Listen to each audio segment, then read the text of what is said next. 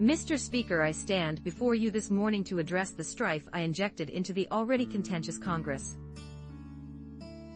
I've worked with many members in this chamber over the past 4 terms. Members on both sides of the aisle, and each of you know that I'm a man of my word. So let me take a moment to address this body. I rise to apologize for the abrupt manner of the conversation I had with my colleague from New York.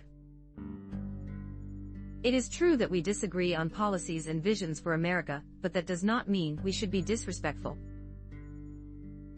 Having been married for 45 years with 2 daughters, I'm very cognizant of my language. The offensive name-calling words attributed to me by the press were never spoken to my colleagues, and if they were construed that way, I apologize for their misunderstanding, as my colleagues know I'm passionate about those affected by poverty. My wife Carolyn and I started out together at the age of 19 with nothing. We did odd jobs and we were on food stamps. I know the face of poverty, and for a time it was mine. That is why I know people in this country can still, with all its faults, rise up and succeed, and not be encouraged to break the law. I will commit to each of you that I will conduct myself from a place of passion and understanding, that policy and political disagreement be vigorously debated, with the knowledge that we approach the problems facing our nation with the betterment of the country in mind and the people we serve. I cannot apologize for my passion or for loving my God, my family, and my country. I yield back. Baker, gentleman from Maryland. I ask unanimous consent to speak out of order for 1 minute. Gentleman is recognized. The Speaker.